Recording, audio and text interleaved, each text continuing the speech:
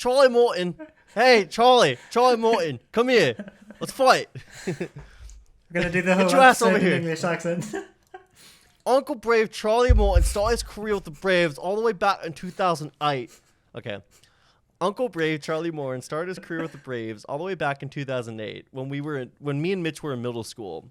Now, as full-grown adults, Mitch and I get to talk about the wily veteran after an up-and-down 22 as he was recovering from a broken leg that he sustained during the World Series. Was 2022 a fluke? Does Charlie Morton come back to form in 2023? Will I ever outgrow my ability to talk to women? These questions answered and more on today's edition on Bravescast. That was my intro. I wish I'd seen I'm not that doing script it first. I tried to tie it back to like us being middle schoolers. I couldn't think of anything. So I'm just like, what's something I struggled with in middle school? All right. Sorry, Cool. I did not see that coming. Hey everybody, this is Bravescast, the Charlie Morton profile episode. I am No More Fielders, aka your favorite field musician turned baseball YouTuber. Joined with me is Mitchell Barbie, aka Minsub, What Happened to Baseball, and Lefty Catcher, and House That Hank Built. So find me at all of those and follow my stuff. if you guys want something, if you get bored on a bus or an airplane, The House That Hank Built is like prime reading material. I try to read all of Mitch's articles while I can, but today you don't have to read his articles because you get to listen to him and me talk about Charlie Morton. So looks like I'm leading this one. So Charlie Morton is an interesting player. One thing is I'm a fan of stories. You know, anybody who's watched my channel knows that that's what I prioritize first and foremost. People who look at my Instagram stories probably have a lot of questions and are compelled to unfollow. But Charlie Morton started his career with the Braves. Wasn't that good. He wasn't that good with the team. As I pull up his stats real quick. He has a very up and down career. I dare even say, maybe not journeyman, but he goes to Pittsburgh. Charlie really Morton doing, was not good for years. Yeah. His it's whole kind Pittsburgh of surprising. It's kind of surprising that because the Pirates were all right back then, especially the later parts of his tenure there. It's kind of impressive, and there's no offense against Charlie. I seriously, dude, I know you're not listening to this, but if you were, I love you. I think the world of you. You are one of my heroes. But it is surprising to me that he still had a major league job because he was not good at all. And then he did the classic arc. He had a short stint with the Phillies. You know, that did happen. Sounds surprising, but yes, he was a Philly at one point. He did the classic arc though, where he went from the Pittsburgh Pirates to a team that actually knows what to do with their pitchers. So, look at Joe Musgrove, Garrett Cole. Basically, they're like, hey, Justin Verlander, you can throw really hard. Justin Verlander. He wasn't on the Pirates, but he was on another team that was basically the AL going to version another of the Pirates. team. Yeah. And so he joins the Astros. Their cheating lab. Thank God for the cheating lab. Yeah, before their actual cheating lab came to light. But they basically said, hey, you can throw really hard. Stop trying to work your way around the zone. Just attack the zone. You got a really good slider. Use that more. Don't use pitches that you're not good with. Simplify it. Don't be a sinker baller. And became. Yeah, exactly. Yeah, ditch your two seam. Just throw high heat and make hitters look silly. And he became really good. And then he joined the Tampa Bay Rays, another team who just knows how to work with pitchers, has a really good analytics department. Let's not look at his 2020 just because, again, It was It ruins 2020. the narrative. And then he joins the Braves in 2021, where he's really, really good. I mean, 130 ERA plus. He got 216 strikeouts. I mean, and he's one of those guys. I mean, if you looked at him in 2021, it was not a fluke. I mean, he dominated. I mean, his slider was nasty. So he, pitching a great year. He goes to the World Series. Jose Altuve hits a comebacker, hits him right. Was that his right leg? Don't even remember. I feel like it was his left, but One of his legs. Actually, it does matter which leg it was, but it's I think fine. it was his one of his landing leg. legs. So left. 'Cause Yeah. Yeah. And then he actually, and this is one of my favorite just badass moments. He still struck, I believe it was Yuli Gurriel out on a broken leg, or maybe he struck out Jose Altuve and Yuli Gurriel was the one who hit the liner, came back to him, but he broke a leg. He had a hairline fracture. Had to be shut down the rest of the World Series. We still won. Didn't matter. That's just what the Braves do, or did, in 2021.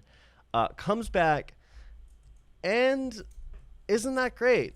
And then even, I don't want to call this move baffling, but I still have questions about it, even with what we saw the pitcher market become. He gets offered, I believe it was a 1 year, $15 million it was a 1 year, deal. $20 million deal.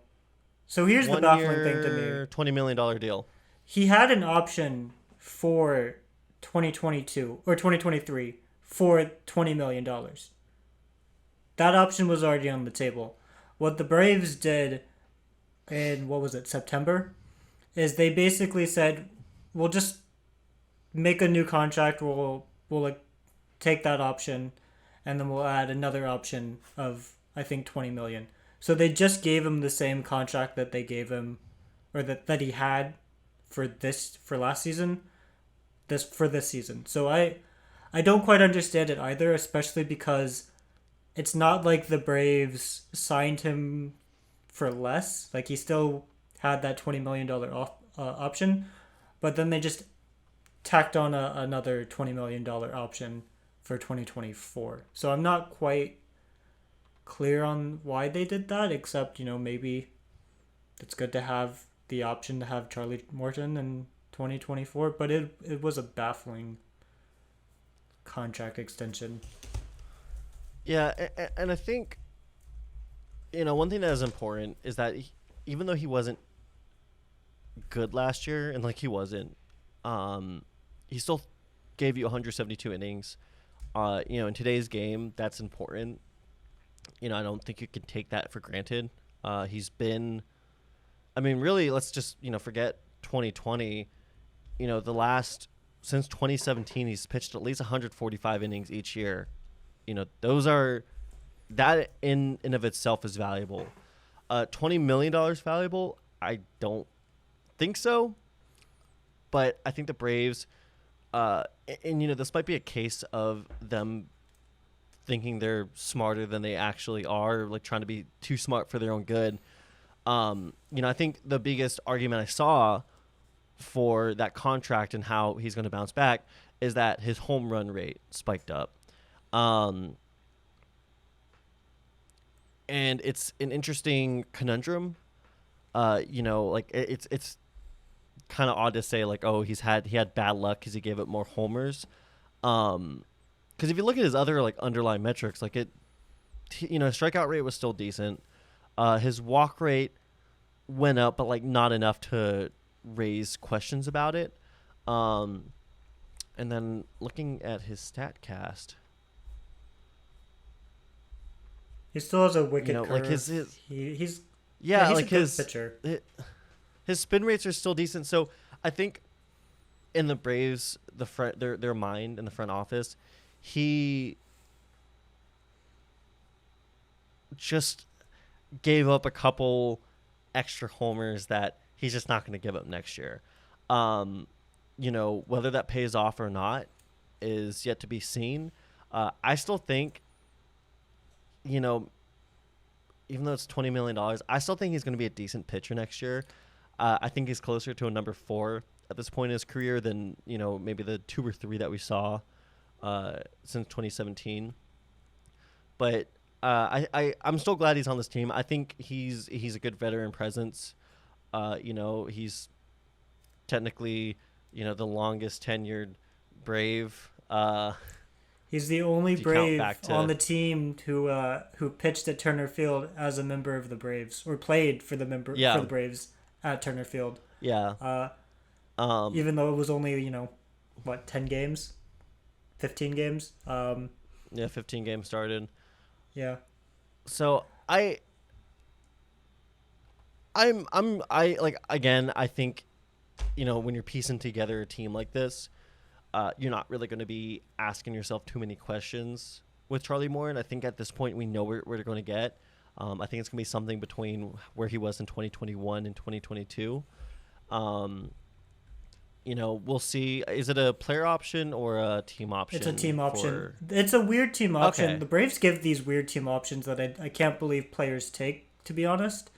But they'll give out team options, and then there's no buyout. So I think the Braves, I can't know. There's so many contract extensions that I can't remember which one it is. But I think Acuna's buyout is only like $1 million.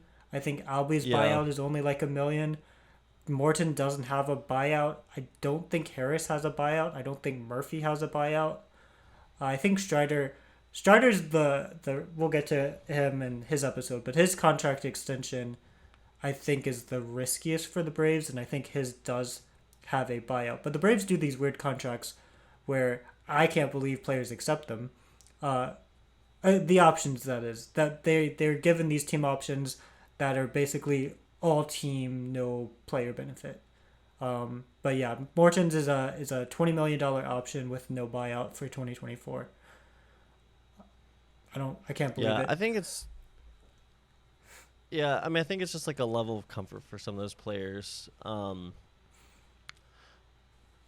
But just kind of going back to who he is as a player and where we're going. My over under, I'm gonna say, I don't know if you had one, but mine is 190 strikeouts. I think it's gonna be slightly under. I think we're gonna see a bit of a regression, just like in his pure stuff. Again, we'll see. I mean, I saw him at Braves Fest. Got a picture with him. Yeah, I saw that picture. Very nice like picture. 50, he's maybe like 50 meters away, but he was in it. Yeah. He's just like a couple pixels, but he was there. He looked good. And, like one thing with pitchers is that, baseball is a sport where size doesn't matter unless you're a pitcher. Then size does matter. And dude's 6'5", and that does lend itself to at least a baseline of performance. I mean, he's going to, have that extension. He's going to have that, extra downward movement. So I think he's going to be a productive starter. I just don't think they should pencil him in. And they're not. I mean, they got Max Fried, Spencer Strider, Kyle Wright. Yeah, he's going to be a very, very solid fourth starter. And that's all right. That is just fine. If we could get something in between 2021 and 2022, that's a great pitcher to have as your fourth starter. I think something I didn't realize until, prepping for this podcast is that 2021 was Charlie Morton's second best year of his career. He had that year in Houston in 2018, or is it with Tampa? Let's see. With Tampa in 2019. But by F4, 4.5 was his second best career year, and then, nothing even comes within 1.4 WAR, which was with the Astros. So, at 37 to have your second best career year is pretty ridiculous. The homers were definitely an issue, and this could just be, ignorant fan bias, but it felt like Charlie especially would pitch really well for 4 out of the 5 or 4 out of the 6 innings that he pitched. I remember this one game in Colorado where I think he couldn't find the strikeout in the first inning, or like find the strike zone in the first inning. I think he allowed 3 runs. I think he had the bases loaded, and he had like a 3 ball count on that last hitter, and I thought he was gonna walk runners in. He gets out of it, and I don't think he allowed another run until the fourth or the fifth. I think Cole, you're double checking that, but it just felt like Charlie would have these blow up innings, and then he'd be a really good pitcher, or he'd allow a walk and a homer, and then he'd allow 1 or 2 other runs the other game. But the homers is what killed him, and like bad innings definitely killed him. I don't think he's gonna be as bad as he was in 2022, and I know you don't. It's a risk saying that about a pitcher who's going into his age 39 year. But Charlie just, I don't know. It's something about his ability to get better after leaving Pittsburgh. His strikeout rate is still crazy high. I think he had a 28% strikeout rate. Let's see. Yeah, he had a 28.2% strikeout rate. It's just, he's still a really good pitcher. Yeah. And not to, as the, people were obviously repping off, John Boy puts it, butter knife stats. But, if we were to, let's just say to begin the year, he wasn't at 100%. He was still recovering. From June 11th on, and these are starts against, we're talking starts against decent offenses. I mean, we have 3 starts against Philadelphia. We had that start, against Cincinnati, in Great American Ballpark. From June 11th to the end of the season, he put up a 3.75 ERA. Again, still not amazing, especially for the type of offensive environment we saw in 2022. But I still think a decent pitcher is in there. And it's not like 2022 was like god awful. Oh, it wasn't a bad year. It wasn't. Yeah. I think, Charlie Morton gets $20 million a year. Baseball contracts have gone up so much in the past, half decade that a few years ago, $20 million for a pitcher, you would expect him to be your ace. The Braves don't need Charlie Morton to be the ace. They don't even need him to be the second best pitcher on the team. Probably not even the third best. Like, Charlie Morton will probably pitch the 4th game of the season next year. No, and this feels really good 4th pitcher. This feels sacrilege to say, especially after our 5th starter episode, but he's going to be an elite innings eater next year. He's going to be, the guy that, and if you look at his starts even last year, you see, even though you see like the earned run counts, you have like 5, he was still pitching, into the 6th inning, like 6th and 7th innings last year, even if he didn't have his best stuff. And looking at that, it's like, especially, when you think of like, bullpen management, that's important. That's important just to have that guy who, even if he doesn't have his best stuff, even if he's not having his best game, he's still able to give you at least like six innings nowadays. That's huge. And that's the role that he's going to have for this team next year. And like you said, I think it's smart that the Braves know that he's not going to be their first, second, or even third. He's just going to be, 4th starter. He's going to eat up, hopefully get you 160 plus innings. And if his ERA is below 3.5, that's a bonus at this point, even for $20 million a year. Yeah, you got a strikeout machine. I still expect him to rack up the strikeouts. I'm concerned a little bit about that homer rate, but at the end of the day, you have a guy who, I would say 29 teams would take as their 4th starter. 29, 30, the entire league pretty much. I think 29 teams will take not 29, but like 25 teams will take as their 3rd starter. I would say 15 would take him as the number 2 or 1 starter. Like Morton's, obviously that says more about the quality of pitching on other teams, but Morton's still a great pitcher to have on the team. He's smart. He's clearly made adjustments in his career.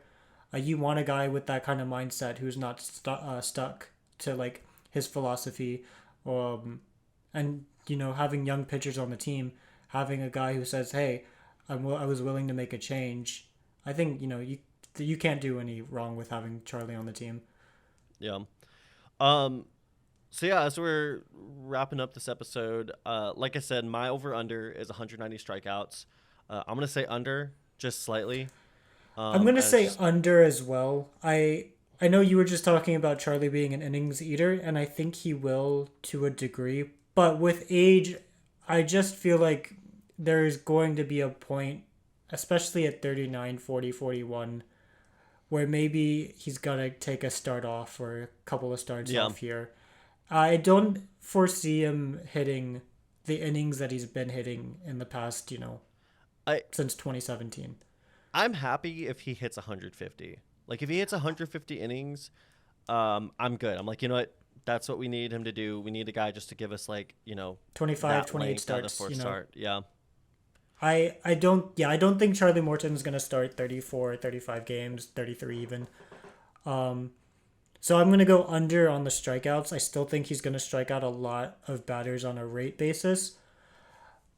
But I think it's just wise it's a wise wager on a pitcher who's 39 to say, yeah, he's probably going to miss a few starts. Yeah. I'm not predicting like a catastrophic injury for Charlie, but a start off here and there, maybe like a strain, something. Hey guys, my hamstring's sore. I'm 39 Yeah. years old.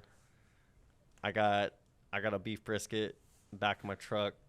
It's okay if I just go back and handle that, and I'll come back in 10 days. Yeah. That's I feel like gonna happen at least once.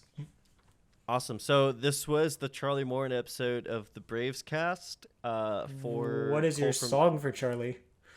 Oh, I almost forgot the song. It's this one. I thought there was a lot more Charlie songs out there.